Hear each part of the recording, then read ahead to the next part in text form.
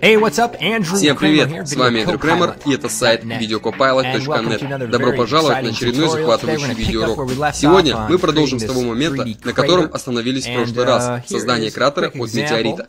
Перед нами быстрый пример того, что именно мы будем делать. Фактически мы создадим дыру на поверхности улицы, добавим обломков, а также дым и искры, созданные при помощи программы After Effects. Но суть состоит именно в создании вот этой 3D-дыры. На прошлом уроке мы применили к съемке функцию трекинг с помощью программы Buju. Теперь же нам предстоит применить полученные данные к программе 3D Max. Итак, вот здесь у нас есть файл Кратер сцен в формате MaxScript файл. Разместим его в окне Perspective View, что приведет к созданию некоторых точек. Затем перейдем к пункту меню Project Settings, выберем в нем формат HDTV и установим размер 1280 на 720. Таким образом, мы создали формат для нашего видео. Закрываем это меню, щелкаем правой кнопкой мыши и выбираем Show Save Frame для создания правильного соотношения осей. Далее щелкаем правой кнопкой по графе Perspective и выбираем Camera One. Теперь та камера, которую мы создали ранее в программе Buju, появилась вот в этом окне. Теперь мы можем видеть все точки. Их не очень хорошо видно, поэтому надо их выделить, выбрать объект Object Properties и сделать точки розовыми. Я люблю этот цвет. Все это довольно легко. Создадим теперь задний фон просмотрового окна. Для этого переходим в меню Views, в котором выбираем Viewport Background. В выпавшем окне выбираем файл и заменяем тип файла на All Formats. Затем выбираем первое изображение из существующей последовательности кадров, подключаем Sequence, нажимаем Open, все смотрится отлично. Окей. Также подключаем опцию Display Background и снова нажимаем ОК. Теперь, как вы видите, на заднем фоне появилась анимация, которая отлично гармонирует с остальным изображением. Теперь нам нужно подключить видео к окружающему фону. Для этого в меню выбираем Environment, щелкаем по None и двойным щелчком подключаем Bitmap. Затем выбираем Sequence, Open, ОК и закрываем это окно. Потом переходим вот к этому меню Time Controls, в котором выставляем уровень фреймрейт на Film 24 и нажимаем ОК. Вот теперь мы подготовили все установки для того, чтобы создать плоскую поверхность. Этот процесс можно использовать для различных приемов, таких как объединение 3D-анимации с естественной съемкой. Небольшой пример этого приема. Вот тут вы видите текст, расположенный на поверхности улицы. Он отбрасывает тень и смотрится очень здорово. Сделать это довольно легко. Для того, чтобы быстро создать идеальную плоскость, нужно выбрать инструмент Line Tool. Потом щелкать правой кнопкой мыши по вот этой 3D опции, выбрать в ней показатель Pivot и закрыть это окно. Затем нужно щелкнуть по выделенным точкам и обрисовать форму вокруг них.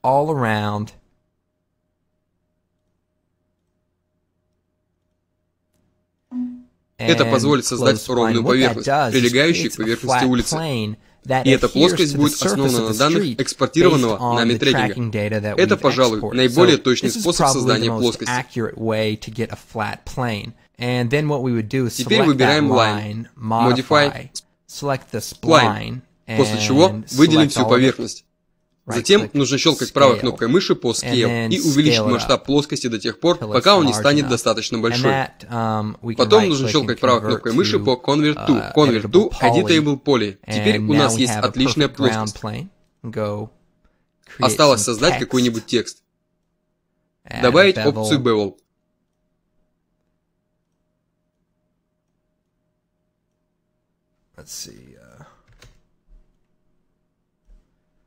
Смотрится неплохо. Можно чуть уменьшить размер текста и отключить 3D опцию.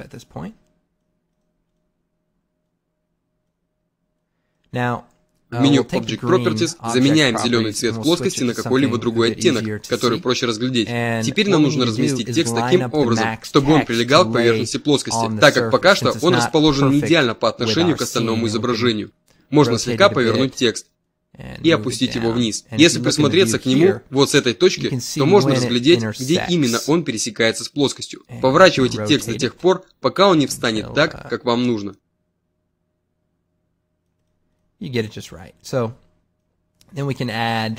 Теперь можно добавить опцию Skylight и подключить тени, выставив их показатель примерно на 5. Затем нажимаем клавишу M, подключаем меню материала. С его помощью вы можете активировать эффект Matte Shadow, применить его по отношению к плоскости И в меню Object Properties выбрать прозрачный режим. Кроме этого, можно применить по отношению к тексту какой-либо из предложенных вариантов материала и немного осветлить его. Это всего лишь пример. Уменьшим разрешение и нажмем Render. Теперь вы можете увидеть добавленные тени и то, что текст выглядит так, будто он расположен в самом изображении. Можно поэкспериментировать с освещением и цветом, увеличить показатели, чтобы смягчить тени. Кроме того, не забудьте заглянуть в раздел 3D уроков на сайте videocopilot.net. Если вы не очень хорошо знакомы с программой After Effects, то напоминаю, что вот здесь вы найдете уроки по After Effects для начинающих. Кроме того, тут же есть отличные уроки по 3D Max, в которых вы узнаете об основных принципах работы этой программы. И это облегчит вам дальнейшую работу с After Effects. Хотелось напомнить вам об этом. Но вернемся к нашему уроку. Поскольку этот урок не про 3D-текст, то мы удалим эту надпись и начнем работать над созданием кратера. Вот тут у нас есть несколько изображений. Одно из них представляет собой очертание кратера, созданного мной в программе Photoshop, с трещинами и прочим. Установим это изображение в окно Top View и оставим только фон Viewport Background. В установках Viewport Background нужно выставить показатель Match Bitmap и Lock Zoom and Pan. Таким образом, мы получим возможность передвигать изображение. Щелкнем правой кнопкой мыши, отключим решетку, и вот в этом меню выбираем Line Tool.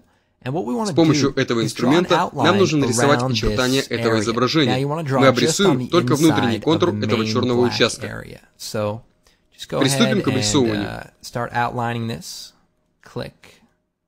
Для этого достаточно щелкнуть по краю изображения и протягивать линию дальше, закругляя ее по краям, или же щелкать таким образом, чтобы создать заостренный угол. Заостренные углы будут смотреться более правдоподобно, так как мы имеем дело с кратером. Края должны быть ровными.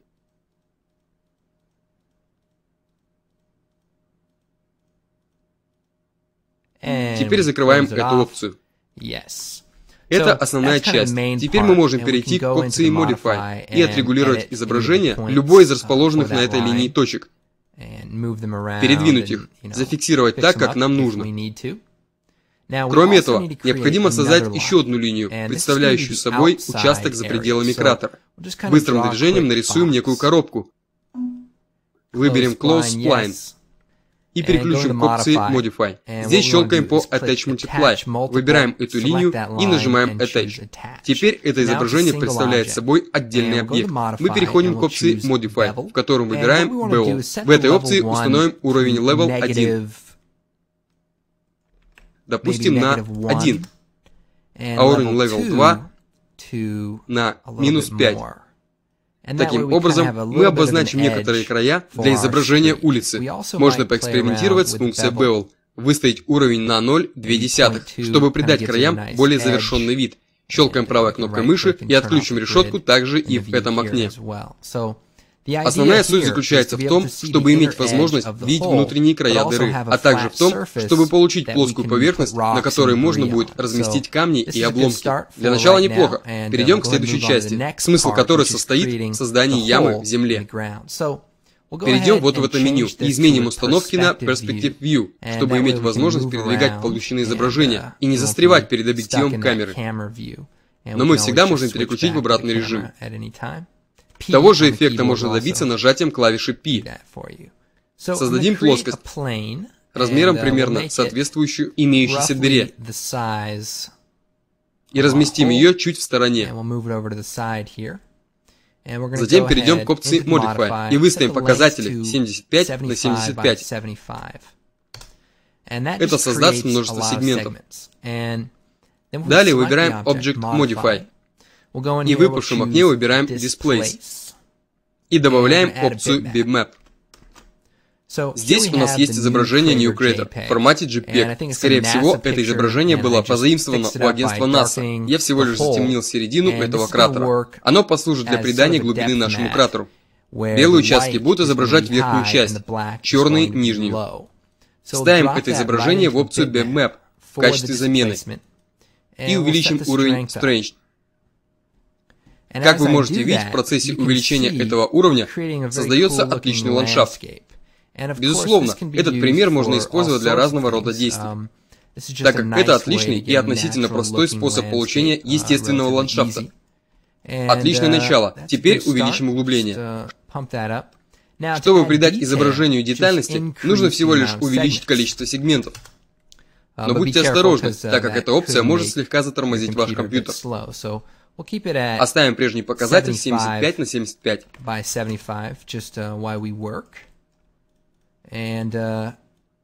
Есть еще некоторые опции, которые вы можете применить.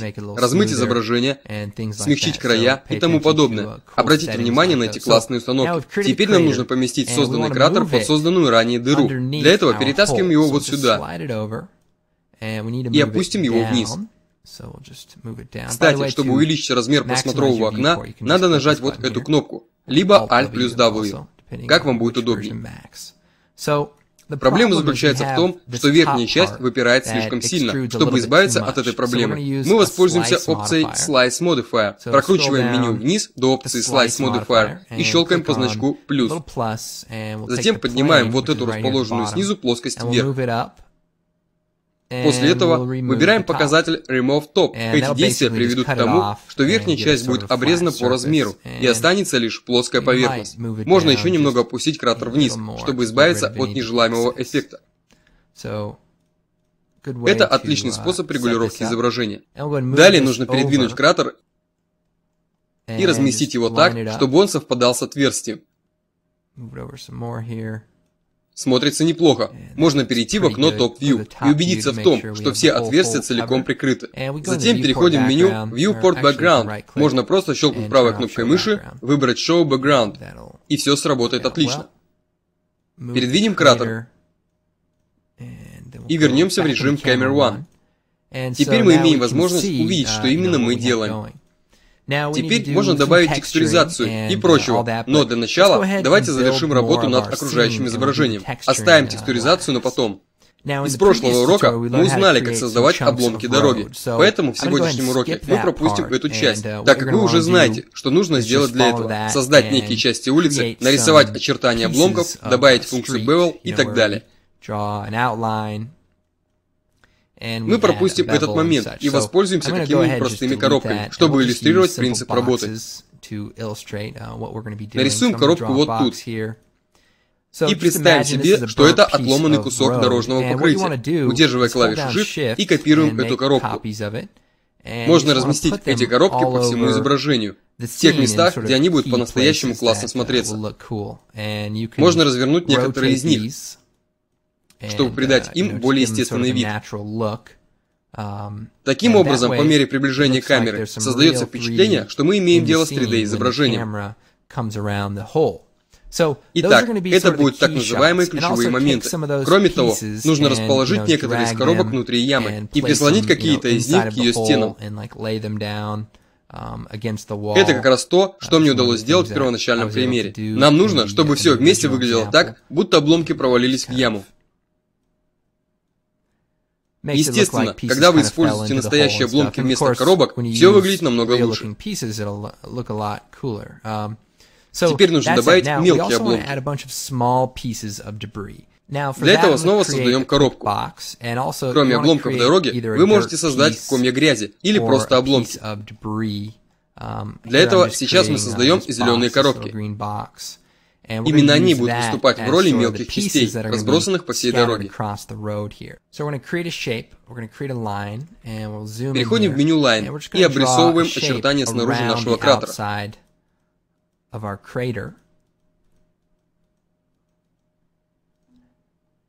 Затем рисуем еще одну форму вокруг предыдущей.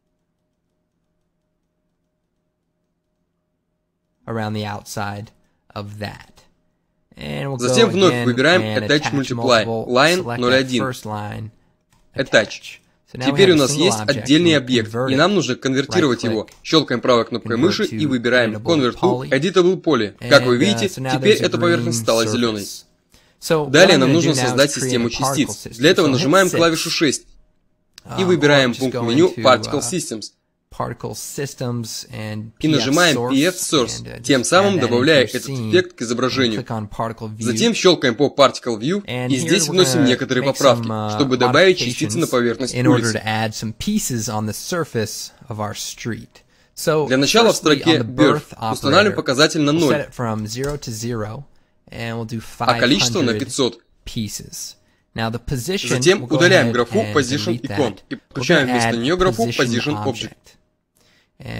Удаляем функцию Speed, оставляем Rotation и удаляем функцию Shape. И добавляем функцию Shape Instance.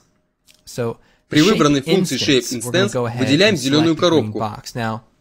И в этом уроке, так же как в общем в прошлом, в котором мы создавали комья грязи, мы воспользуемся вот этой опцией. Щелкаем по показателю Geometry Tape, выбираем вот эту коробку и видим, что ее показатели отобразились в этом окне. Выставим уровень Scale на 50%, а уровень Duration на 75%. Я вам скоро покажу, к чему приведут эти установки. Выбираем графу Position Object. Нам нужно разместить опцию Position на недавно созданной нами зеленой поверхности.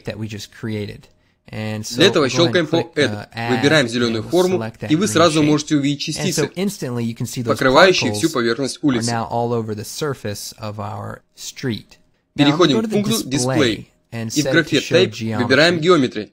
Теперь мы можем увидеть некоторое количество маленьких коробочек, разбросанных по всему участку. Для опции Rotation выбираем показатель Random Horizontal. Кроме этого, нам нужно выделить зеленую поверхность, если мы хотим ее как-то откорректировать. Выбираем инструмент Line Tool, и с его помощью перемещаем некоторые частицы так, будто они заполнили всю поверхность.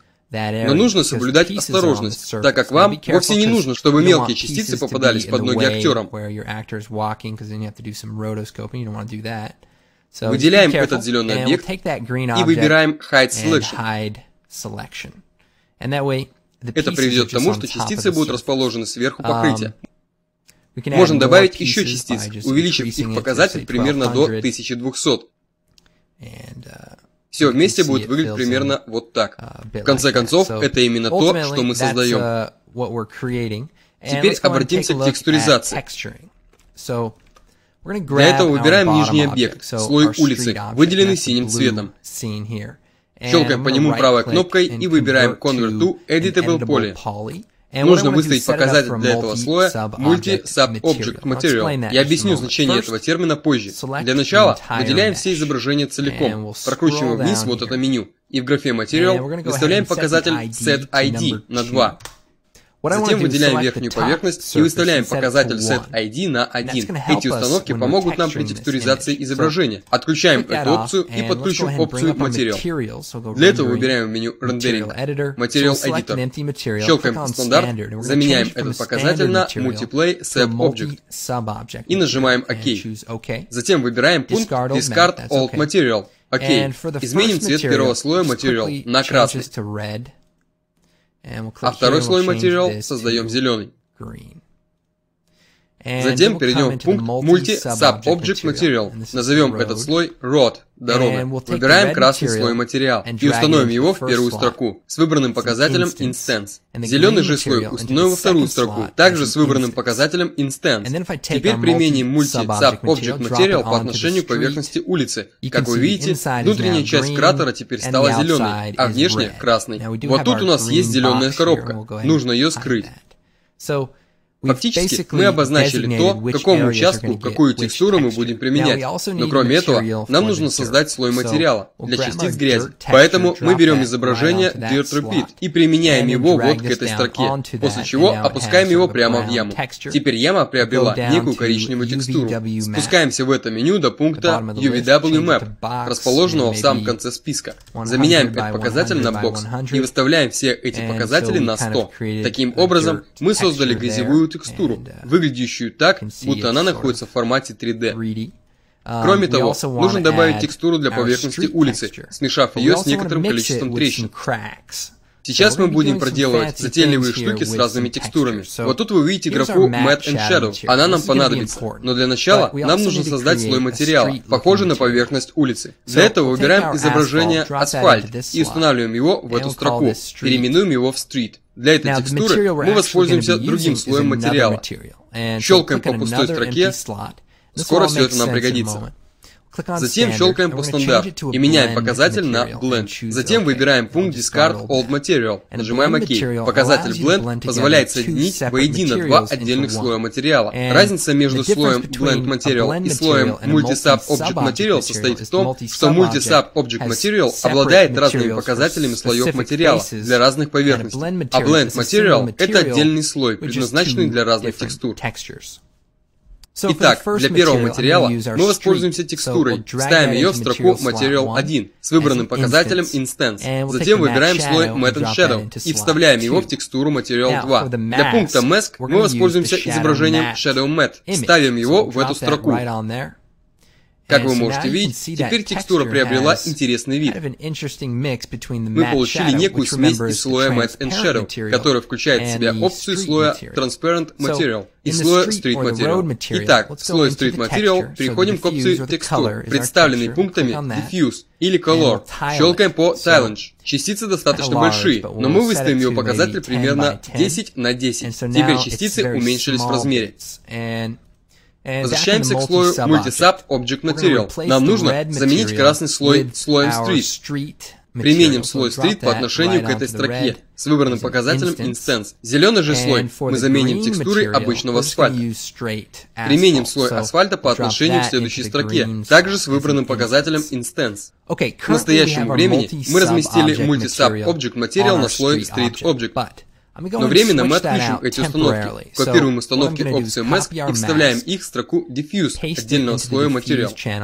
Затем щелкаем по выбранному слою Material, затем по кнопке отображения в просмотровом окне. И применяем полученный слой к имеющимся у нас изображению. Далее переходим в меню Modifier, выбираем пункт UVW Map, и вы тут же можете увидеть, щелкнув правой кнопкой, что текстура теперь показывает все изображения. Но проблема заключается в том, что она не совпадает с нашей ямой, поэтому нам нужно отрегулировать ее так, чтобы она идеально совпадала с краями ямы. Для этого выбираем меню UVW Mapping Gizmo и двигаем нашу текстуру. Кроме этого, можно заменить показатель на бокс. Приблизим изображение и уменьшим масштаб.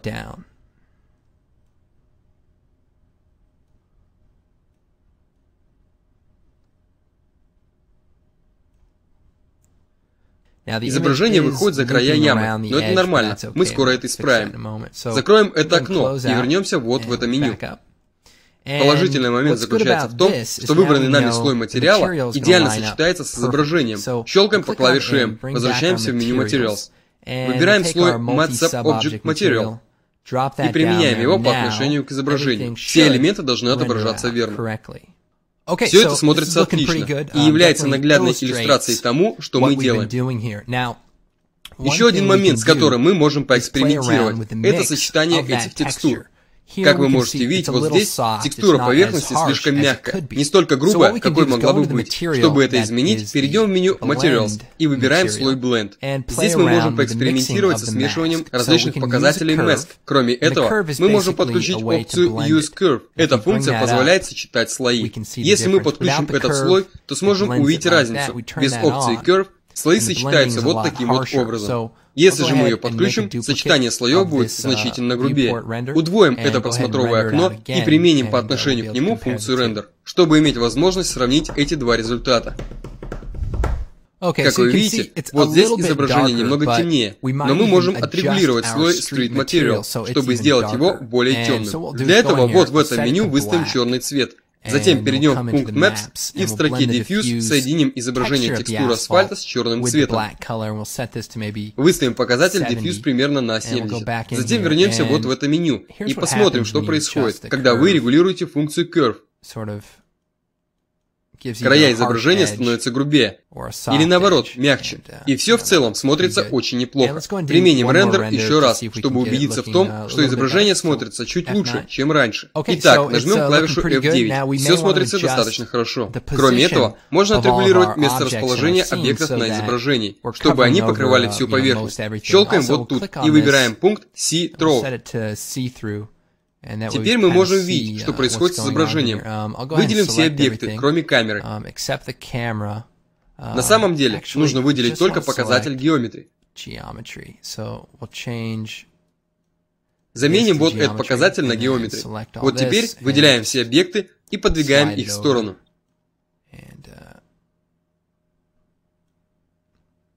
Нужно подвинуть изображение так, чтобы не создавалось эффекта, будто человек стоит в яме. Для этого мы можем немного отодвинуть от него изображение. Далее выбираем пункт Unhide All. Выберем этот зеленый цвет и подвинем его тоже. Благодаря этому передвинутся и частицы. Потом снова скроем этот зеленый слой. Естественно, у вас может возникнуть желание применить функцию рендер по отношению к чему-нибудь другому, а не к коробкам, которые выглядят так, словно здесь перевернулся грузовик, перевозящий гигантский конструктор Лего.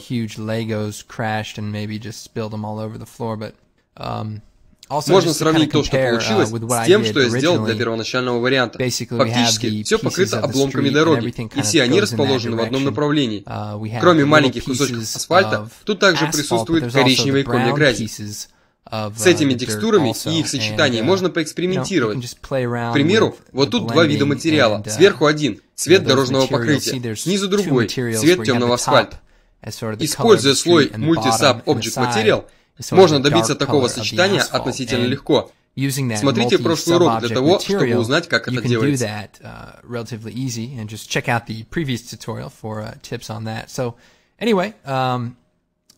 Как бы то ни было, все это смотрится довольно неплохо. Осталось только применить функцию рендер. Для этого переходим в меню Render Setting и выставляем уровень Range от 0 до 171. Затем переключаем изображение в формат высокого разрешения. Что касается опции Output, нужно убедиться, что у нас выставлен формат PNG. Назовем получившийся файл Кратер. Нажмем Save.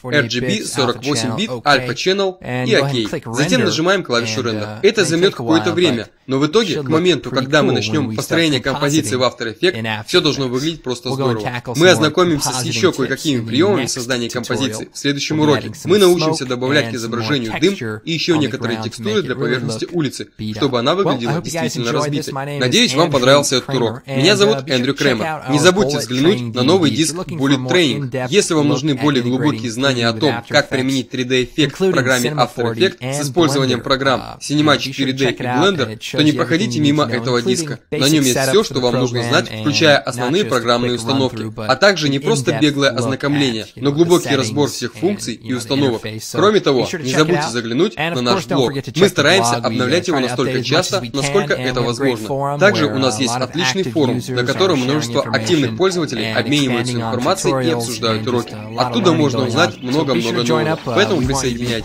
Мы хотим, чтобы вы стали частью этого отличного общества. До следующего раза. Держите свой хвост трубой.